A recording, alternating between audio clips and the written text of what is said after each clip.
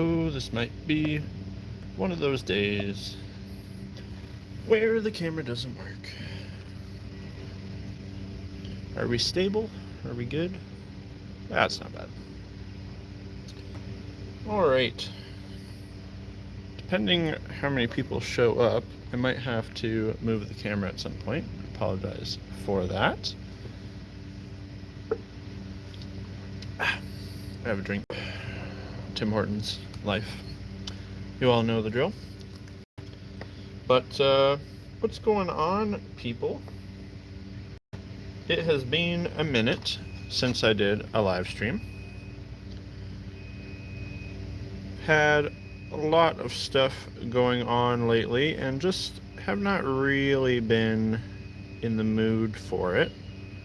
Not the mood, just like haven't really had a ton to talk about and just been kind of like stressed out and stuff lately, so haven't really felt like live streaming too much, but we got some stuff to talk about today. There's a lot of exciting things going on in the world of Warhammer.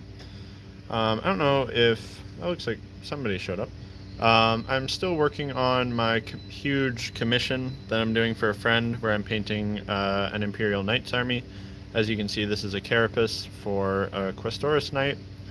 Tried my hand at doing some like fancy like scripture stuff here, and of course like some fun checkers and all that stuff. So just gonna be picking away at that while I chat.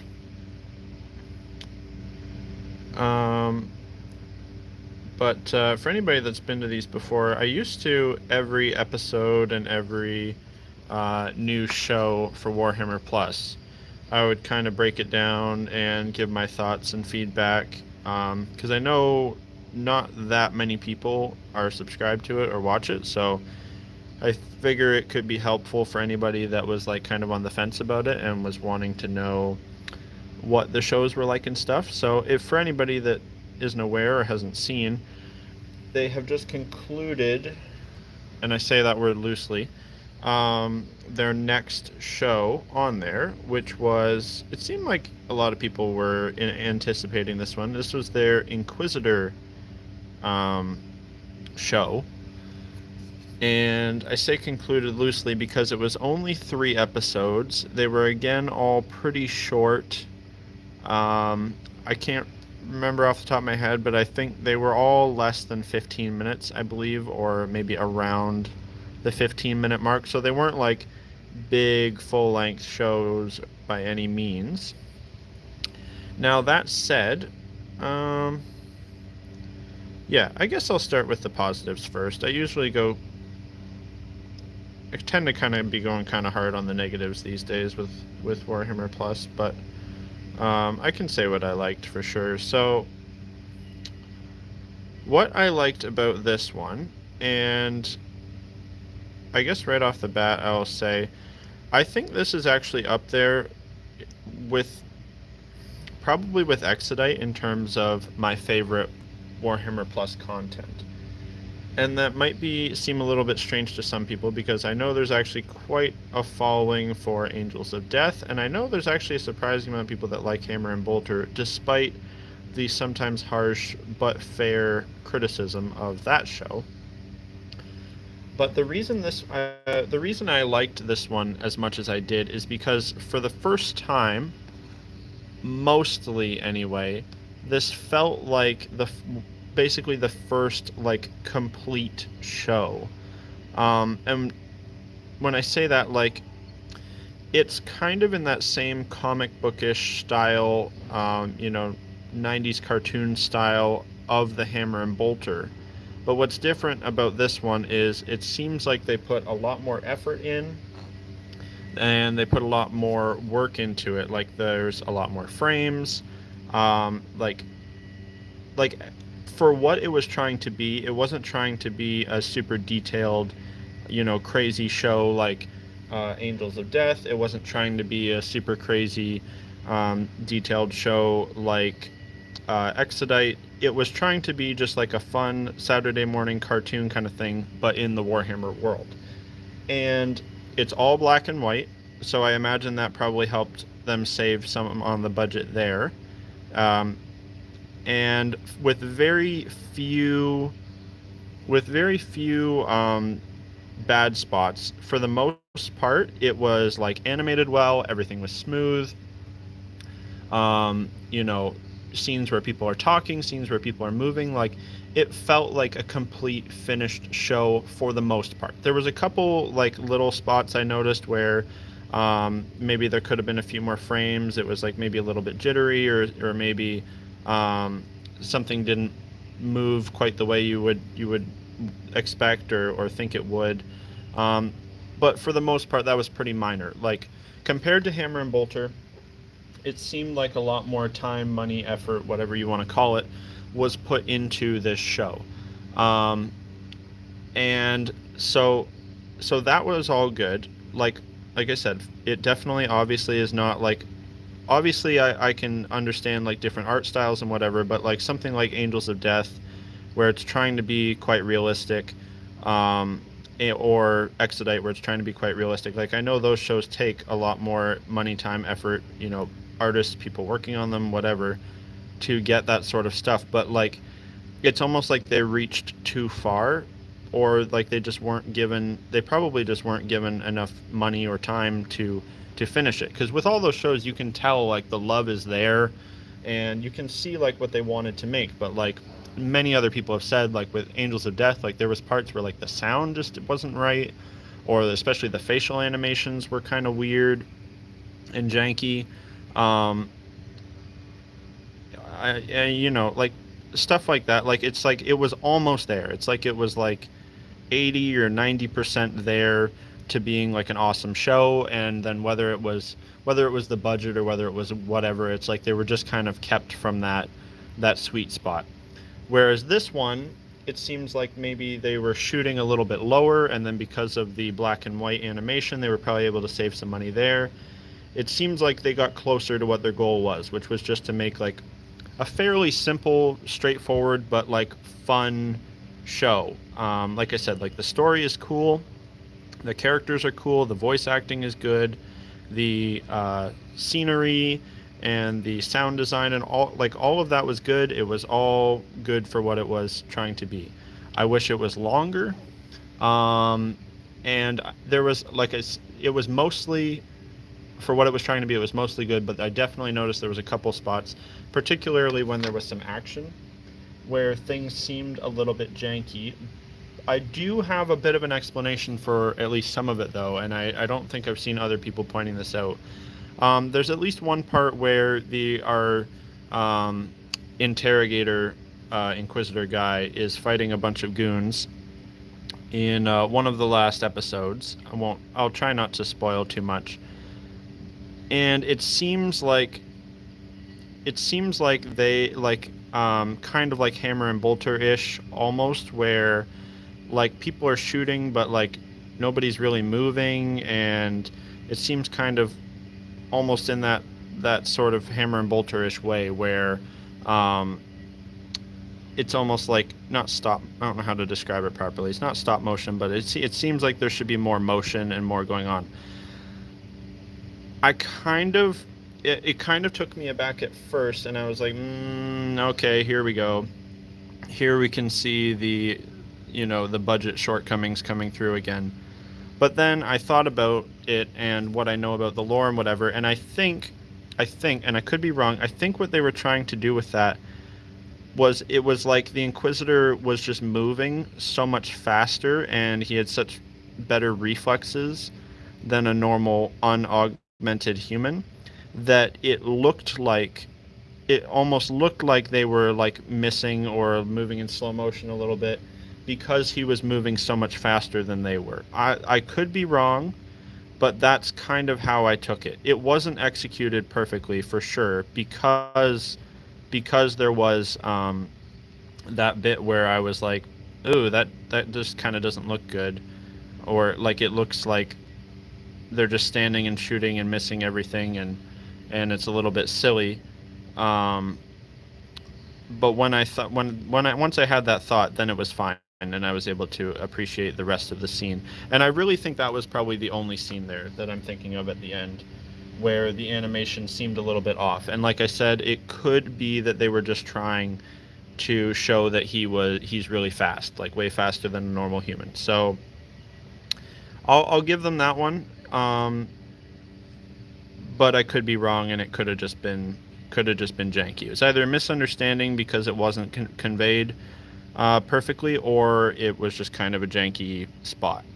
But like I said, overall, actually one of my favorite shows because of how complete it felt and how it felt like they achieved what they wanted to achieve. Like I said, the story was fun and cool, characters fun and cool,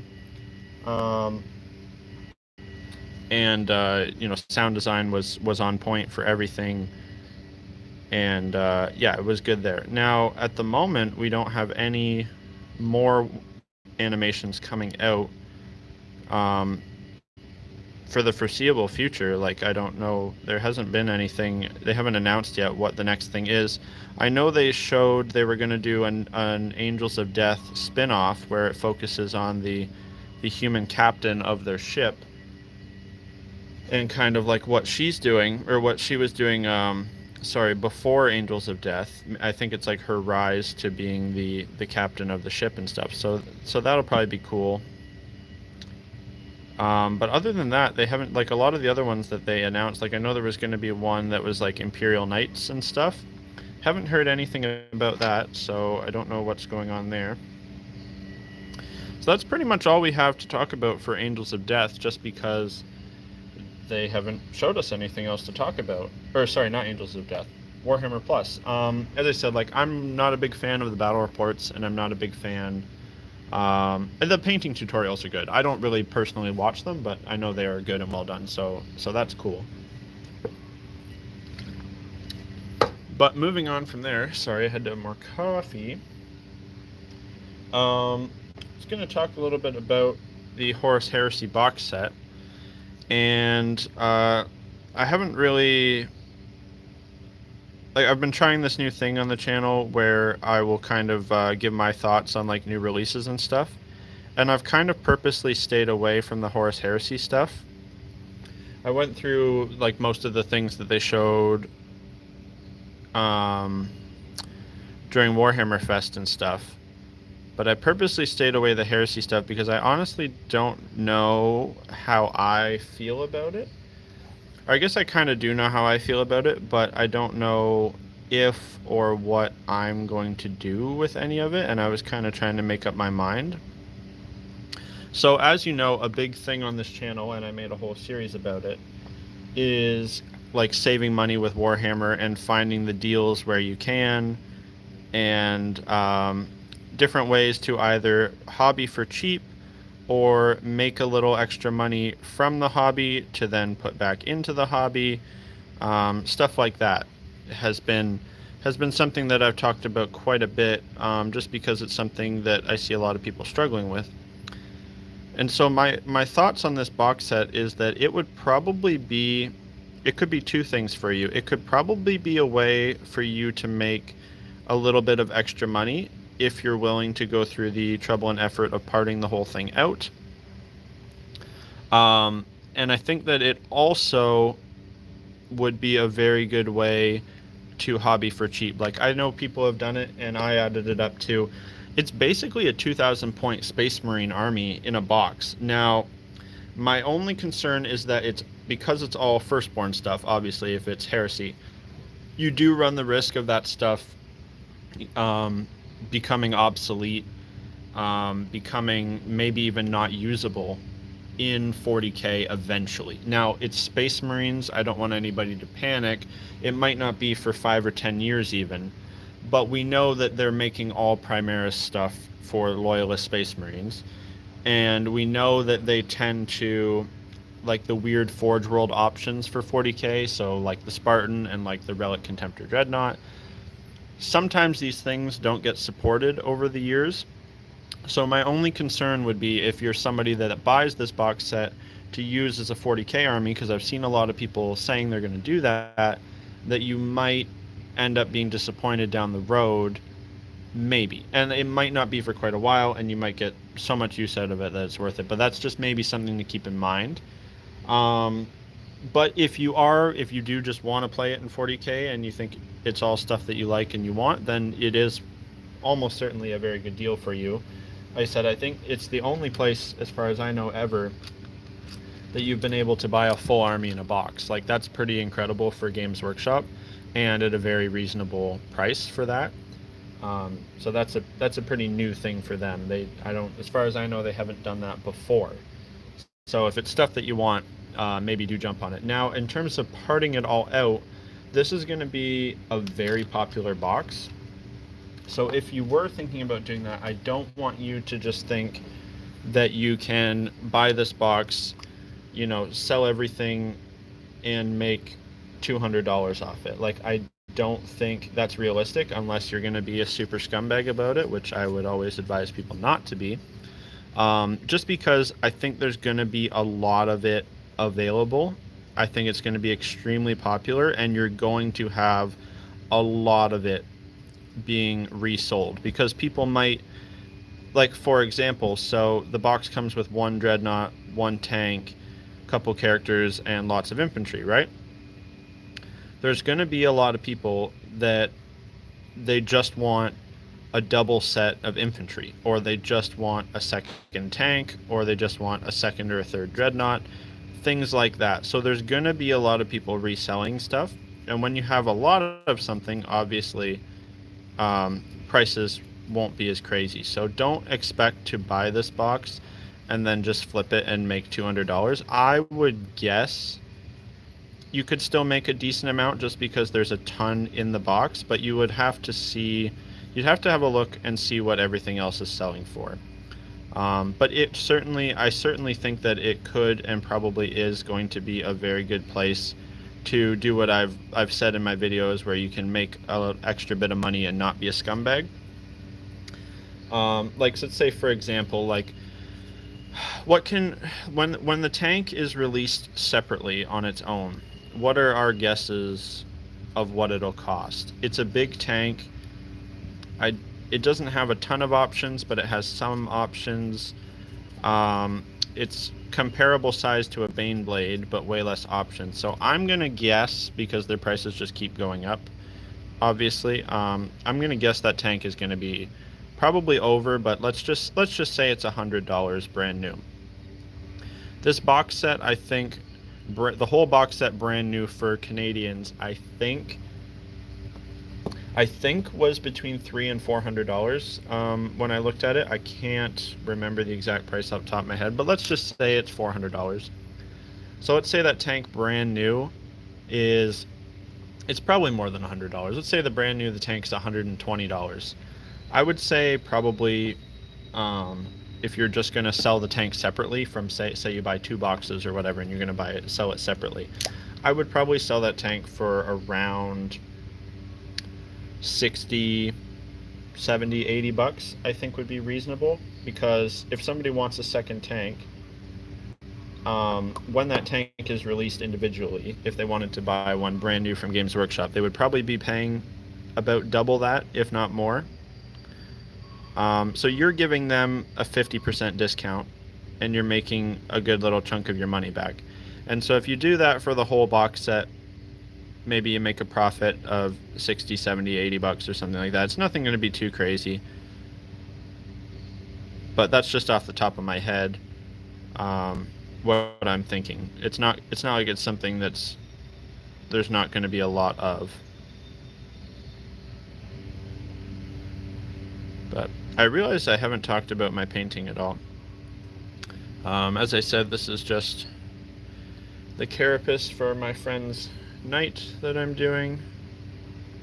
Just chipping away.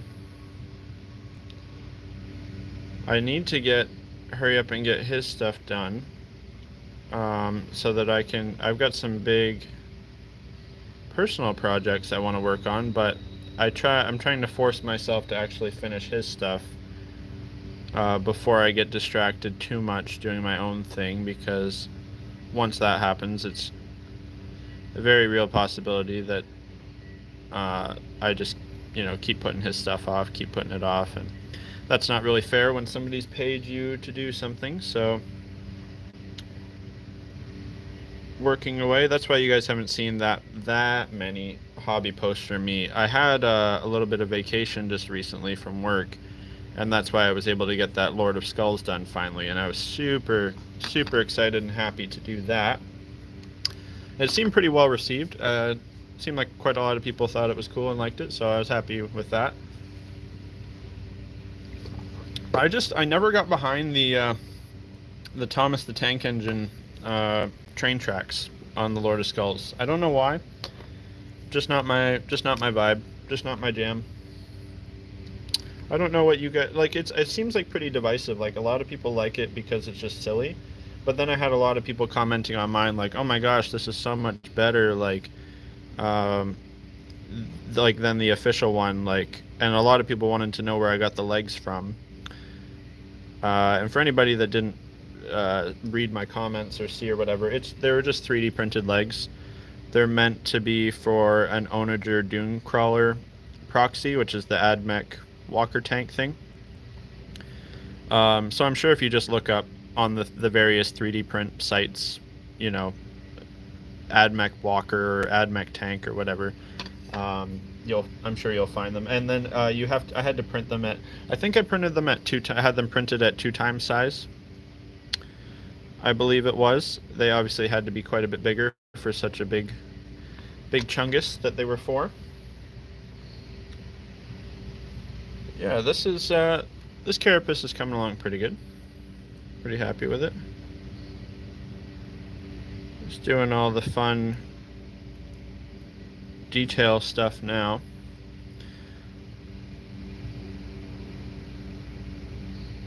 Making it look all pretty. I've tried on every one of these knights to make them unique and different, whether that's different free-handed details, like different checkers in different spots and stripes in different spots and things. And then this guy is going to be the Preceptor, which is like the character knight. And so I'm doing him with a lot more black than red. These are all Mechanicus Knights, and they're meant to be for House Krast. So they're black and red, and then with the yellow and black stripes or white checkers, but mostly black and red with silver trim and then some gold accent pieces and whatever. But so this guy, just because he's the character, I figure I'll do something different and do him a lot more black than the other ones. And then I've got one more knight after this to do, and that is the Forge World Majera, I think it's called. It's the big one with the big claw. And that one I'm going to do more red than the other ones. Just to show that he's a more Mechanicus specific knight. I just thought that would be cool. And I'll do some cool pictures and videos when I have the whole army done and together. I think it's a total of like, I don't know, 14 knights, 13, 14 knights. It's a lot. It's an army now. Well, let me think. I think there's eight total armigers, all the different types. And then there's going to be... Oh, I just missed a comment. Sorry. Are the knights... whoops. Are the knights commissioned or personal? Yeah, so they're all commissioned, Zenji. So what happened was I had a small Imperial Knights army. I think I had like, I don't know, I think I had like 6 knights total, like 4 little ones and 2 big ones. And I was selling them, but they actually got bought by my good friend who I play with all the time.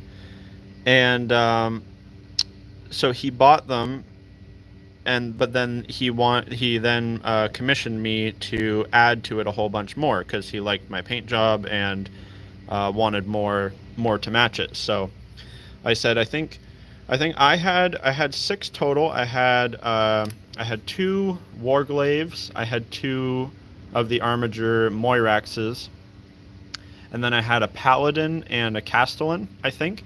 And then so for him, I converted the castellan so that it could also be played as the flamer version. I think it's the Valiant. So I added a big like underslung flamer and a harpoon launcher so that it could play as either one. And then he bought the other two. He bought 2 more Warglaves and then 2 of the Helverins, the shooty armigers, so 4 more armigers, and then he bought a total of 3 more big knights. So, or no, is it 4 more big knights? It must be 4 more big knights. So yeah, I think it's 12 models total. I can't math today, but yeah. So they were half my knights originally, and then he basically had me double the army for him.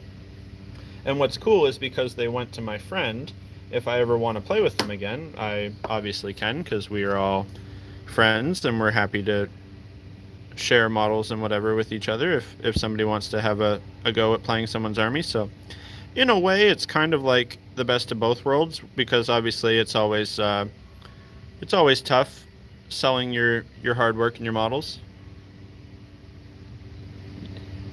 Yeah, it was an absolute win.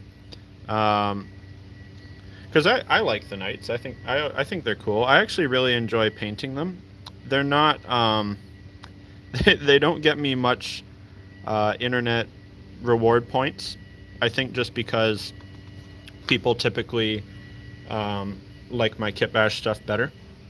But I do enjoy painting them. They're kind of easy to paint in a way, just because everything's so big.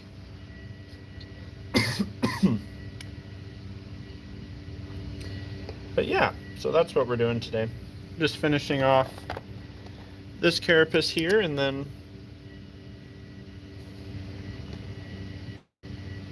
I think by the end of today, I'm gonna strive to have. I'll probably have this done, and then I've also got his feet here and his torso here. I'll strive to have those 3 pieces done. And then by the end of the weekend, if I can have him have his skeleton all done, so to speak, and then also his 2 weapons, I'll be happy. And then I just have to do all the different armor pieces, which are all not attached right now.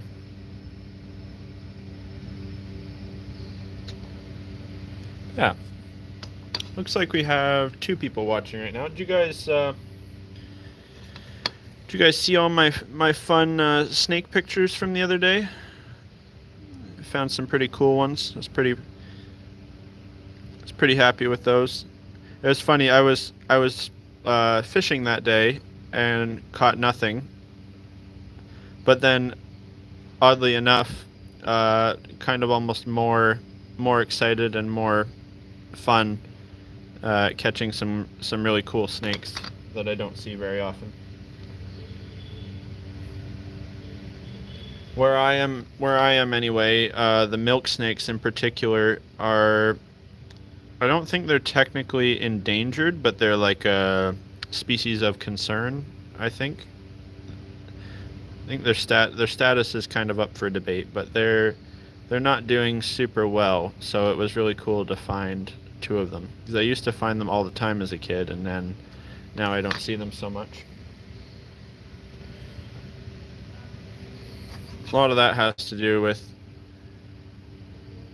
just like habitat loss, but then it's also people killing them, scared of snakes, or getting hit on the road and stuff. It happens. They're really good ones to have around though, because they will actually go and take out mice and stuff for you. Pretty good for that. I think I missed a message again, didn't I? Were they on Insta? I think I missed some. I remember just getting rat snakes with my dad as a kid, and now I haven't seen one in years. Yeah, rat snakes are another one, Zenji, that they tend to suffer a lot just because they get so long and so big. It's like the bigger a snake is, right, the more likely it is to get hit on the road. So that I know, like, we have rat snakes here in Canada, but they are one of the rarest snakes because of that, mostly. Obviously, again, people killing them and stuff, but a lot of it is them just getting hit on roads, so they have a hard time. But yeah, they are on Insta, and I actually also made a small video that's here on YouTube, if you cared to see that. I didn't get to. I just did a quick little release clip video. But I basically, it's like a 5-minute video, and I just throw up the pictures of the snakes, and then just like the little videos of me releasing them and whatever. It was really cool. I found 2 big milk snakes and a big garter snake under one board. I just happened to be leaving the fishing spot, and I saw the board, and all 3 of them were under it. Unfortunately, they were all in shed, so the colors and stuff are a little bit duller than they otherwise would have been, but really, really cool to find that many in one spot. And then what was also cool was I had some dudes pull up on dirt bikes, and basically they were like super interested in the snakes and stuff, but they never had that experience before. Like they were asking me all these questions about them. They were like, oh, like, aren't you worried about getting bit? And like, oh, do these ones bite? And then even at the end, the one guy asked if he could hold one of them, and he thought it was super cool.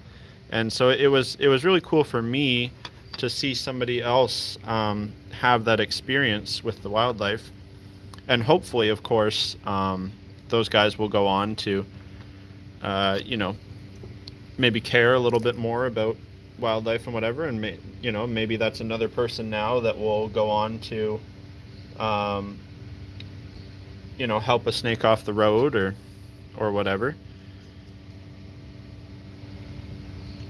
Just about finished up here. I'm just doing some final details.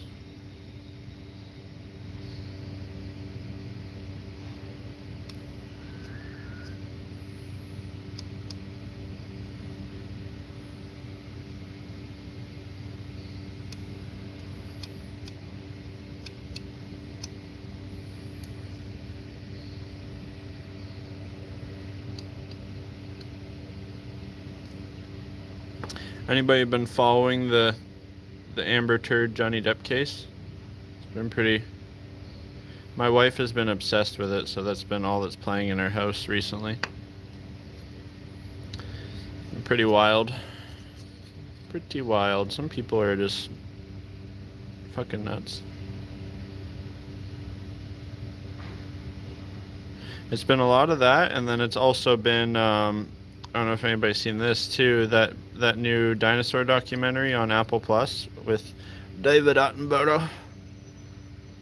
That's been playing a lot in my house as well because the kids love it. But that's been awesome, that new documentary. I've been pretty pumped to see that.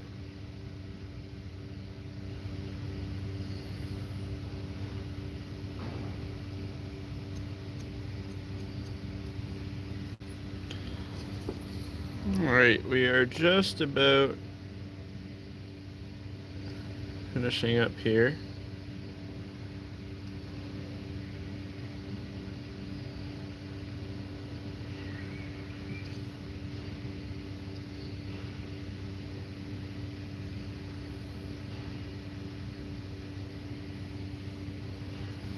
And there we are. I don't know how well you guys can see that, but that is that carapace pretty much done. Lots of nice detail in there. Pretty happy with it. So yeah, thanks for coming and chatting, Zenji. I might do another live stream a little bit later. If I do, I'll throw up I'll throw up a little notification on Instagram or whatever to let people know, like I did for this one. And yeah. I said, thanks to anybody that showed up. I think at one point we had like 4 or 5 people watching. So that was kind of cool. Yeah. Have a good day, everybody. Adios.